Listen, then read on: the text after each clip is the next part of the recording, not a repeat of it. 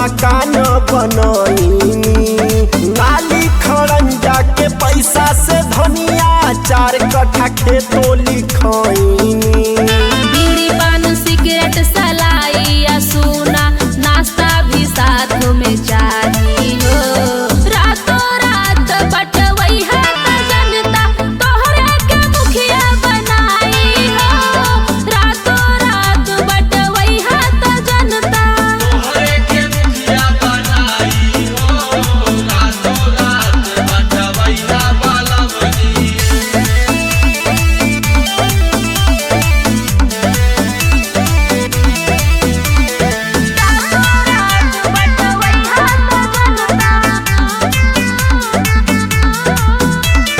रविंदर दीवाना विपिन विनायक चिंता करेला फजूल हो। जितना भी आई मनरेगा के पैसा उतने से हो जाई वसूल हो। उतने से हो जाई वसूल हो।